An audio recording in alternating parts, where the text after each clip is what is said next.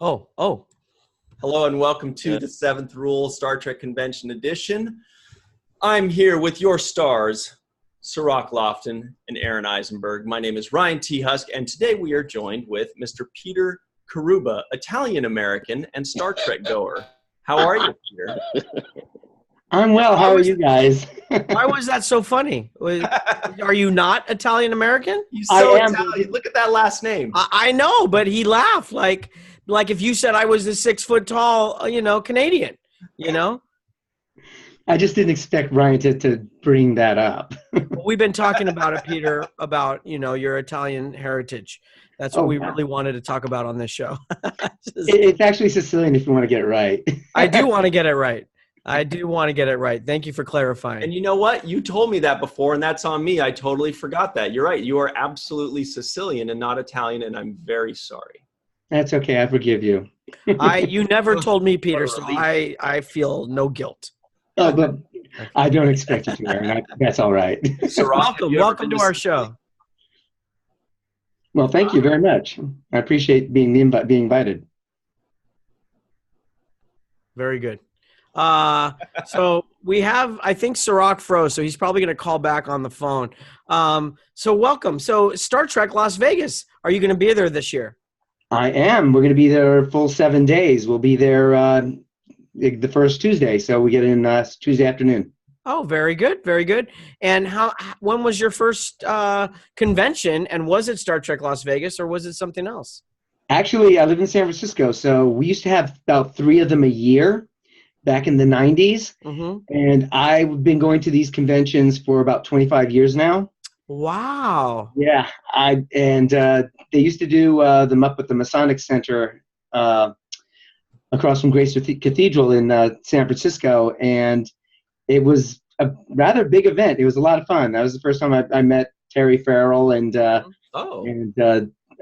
Michael Dorn, and this was at the time where they didn't charge you for their autographs. You'd buy a picture, and they would just sign it.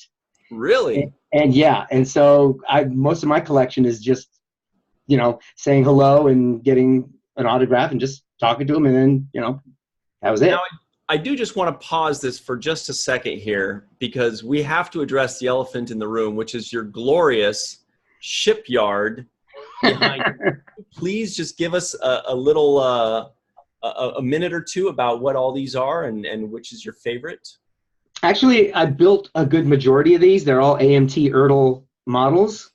And when they did have hobby shops, I would walk into one and just buy them. And I would actually paint them with toothpicks, all while watching DS9, Babylon 5, and I would be up till 3 in the morning just painting these things on the weekend sometimes. And I completed a lot of them. So most of these are about 25 years old. Are you still collecting more? Are there more you need to go find? I am collecting them. I like what's that British company, Eagle Moss. So I do buy a good number of them every year, depending on how much we can either ship back or just pack in our to-go case. And so I still collect them, and I do still build them. The last one I built was about 3 years ago, and I plan on building the larger Katinga class Klingon ship, which they have, which is huge. It's about 3 feet long. Yeah, I was going to ask you about that one. Yeah, I'm going to buy that one. Yeah, I'm sure. So I will eventually get that and put that one together. But I was going to ask you, do you have a Discovery ship up there? Okay. Yep, I do. The Discovery ship's right here. Oh, very good. I do see DS9 back there because it looks like an octopus. Yeah. That's the actual model I built. That was an actually AMT Ertl model. That's what Mickey needs to do. Have an octopus DS9 station. The guest we had on just before. That's amazing. That's really great. Right on, man. Peter, you're up in San Francisco, right? Is it as hot up there as it is down here in LA right now? No, I'm looking out my other window and there's fog. It's just foggy where I live. Yeah. Darn fog. Well, who ran the conventions up there? I remember Creation had one up in San Francisco. I was at a few times. Yeah, the ones they have now are held at the Marriott by the airport. I'm not a big fan of those. I don't enjoy them that much. They don't seem to have the spirit that they used to have at the Moscone Center. Um, Interesting. I'm not a big fan of going to that one. It's always in November, just before Thanksgiving. Yeah. Is that So why you didn't, the timing of it is a little odd? it's not the timing of it. It also doesn't seem to have it doesn't have that Star Trek feel Hmm. to it. What is the Star Trek feel? And does Star Trek Las Question. Vegas have Yeah, that? Or which yeah, con okay. for Las you Vegas has like a family really feel has to the it. Star Trek feel? That's a family reunion. So Mm. I've known a lot of those people for a couple decades. But a lot of the people that don't there's not a whole lot of people go to the one here in San Francisco if it's at the airport. So, well, let me ask you a question. The Star Trek feel, as you put it, would you agree that that's the family feel that you get by seeing all the friends and the connections you've made over the years, right? Definitely, there's a big connection there. A lot of friendships that have been established over a number of years, and it's just the camaraderie and the fact that we all share the same passion. Mm-hmm. So, wouldn't you then, in theory, if you could keep attending that other con and others come in, that Star Trek feel would continue to build throughout the years? Possibly, but it just doesn't seem to be the same without the people that I see at the Vegas one. The Vegas one Yeah. is my big passion to look forward to every year. It's just amazing. I just love Yeah. it so much. So, what is it that you love the most, that you look forward to the most then at Star Trek Las Vegas? Well, other than seeing my friends like Ryan, and I got my friends Alex and Natasha Mm-hmm. and Jackie and David and them. I love seeing you guys because like I said, I've been watching the show from day one, and you guys are like a huge part of my interests and Mm-hmm. my life, just big part of it. Your life And choices, yeah. life choice. and I just really enjoy the pleasure you guys bring me when I turn on the TV and there you are. And up here we've got like 2 channels which have nothing but Star Trek on almost all the time. Mm-hmm. What was it about Star Trek that originally you gravitated towards? And when was it, and which show was it? Actually, my dad worked for NBC Studios when it came out back in 1966. Mm-hmm. And I was actually born literally like a week before the show came out. Really? And all I could do is remember my dad sitting me next to him when I turned 5 after the show had been canceled for about a year. And they started rerunning them again. And watching them with him, because he worked for that studio at the NBC Studios at the time there when he worked in New York. Then we moved to LA, and I just ended up watching them. And I found what I liked the most about them was how vivid they were at the time with the color. Mm-hmm. Oh, interesting. I don't see color that well, so Yeah. whatever colors I do see, I found very interesting and I gravitated to that. It was very Wow. Yeah. The colors, interesting. Didn't they used to have a thing where they'd say like Technicolor at the beginning? Yeah, it's been filmed in glorious Technicolor. They would open it up at. Prior to that, it was just color. Sirach? Sirach? Yes. Yeah. What'd you say about? You want me to comment on Technicolor? Yeah, well, no, I just thought I'd interrupted you. So did you comment on Technicolor or anything you'd like? I would love to hear what you have to say about Technicolor.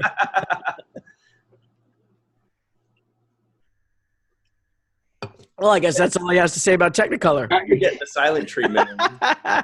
So it was the connection. Oh, there he is. It's just technically. Say that again. It's technically. It's technically more color. Well, getting to the core of what you were talking about, it was your connection with your father. Are you very close with your father? And before you answer, that was my first introduction into Star Trek as well. Watching the original series with my father, who I wasn't very close with. So for me to look back on that time was a special moment with my dad because I didn't have a lot of moments with my father. So I'm curious, as that was your introduction to Star Trek, how was Was it the same as mine, or was it something? No, my dad and I have always been close. We even went to cons together. You know. I wasn't too close with my father. He kind of bailed on me on my 16th birthday, and but the time we did spend together, it was kind of as much quality as he could possibly make it. Right. Because after he moved, he went from working from NBC, he went to CBS, and he'd worked the night shift there at CBS, and so I seldom saw him for about 7 years of my life. So, because as I was going to school, he was coming home and then back and forth.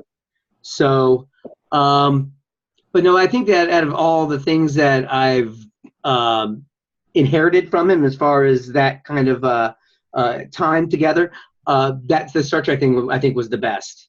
Yeah, that's neat. That's neat. Yeah. Besides the friends and the connections you make and the family that you make at the conventions, what else do you truly look forward to Star Trek Las Vegas? And two questions. And what's something you would like to see or see change that hasn't, that year after year, go, man, if they would just do this? Ooh. Okay. First, the question is what I enjoy the most there, other than the camaraderie and the friendship. I really, really, really enjoy hearing Marina Sirtis speak, Carrubba speak, Jerry Ryan speak. I love that, and Gates McFadden. And when they are unhinged, when Adam doesn't restrict them from saying what they want to say. I love when Marina just goes off on it and she's dropping F-bombs and she's, making fun of whomever or whatever. I just love that because she's being a person up there. She's not being a celebrity. She's being a person that everybody can relate to. Right. Interesting. Yeah. I haven't had anybody say something like that. That's really interesting to hear, especially from our perspective, as Sirach and I, when we're on stage and we talk. I'm going to drop more F-bombs. Drop more F-bombs. I love that. You guys are doing the same thing we all do when we're at the convention. And I just really like I like the ladies because I like powerful, independent, very strong-willed women, I think that's just awesome. I mean, I want to see more of that. And that's actually funny that Marina is maybe the most strong-willed female actress Star Trek has ever had, but she also played kind of the most submissive character. So right. That dichotomy that's going on, it must have just drove her nuts. Like, she wants to be like, I'll do whatever I want, damn it, and you can't stop me or whatever. Sorry, that kind of went Southern. But, but yeah, I don't know what accent you were going with on that one. Yeah, but then on the show, she would just have to be like, I sense he's angry, Captain, and just, that's it. Now she goes, I effing sense he's angry, Captain. Just after I first saw her for the first time in San Francisco, she was pretty much letting herself just do, because they didn't have the minders that they have now to try to keep them, in line. She just would go off and I was like, okay, I like her even more now. And I would just once like to see Troy go off like that. Yeah. Sirach, we're running out of time soon. Do you have a question for Peter? Yeah, I'm always interested to know what people do for a living. So that's kind of always my question. Oh, you're going to love this one, Sirach. The floor is yours, Peter. I'm an IT specialist for the government. Well, wait. You said that a little quickly. I'm an IT specialist for the government. Oh, very good. Do you have a follow-up then, Sirach, on his, yeah, well, what got you into IT? You said, your dad wasn't working for the studios. What got you into IT? Actually, to tell you the truth, a combination of James Bond movies and Star Trek, because that's what. Nice. Yeah, my father was in the Navy. I followed his footsteps in there, and joined the Navy and was in there for 8 years. And awesome.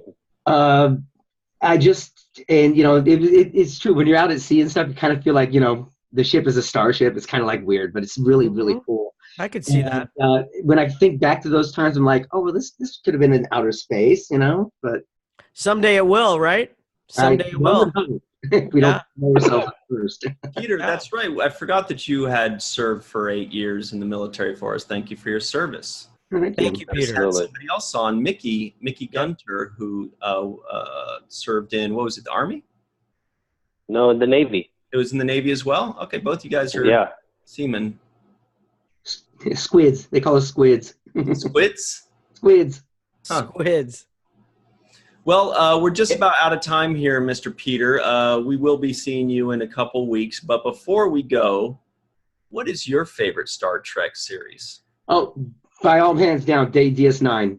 Oh, I actually thought you were going to say TNG.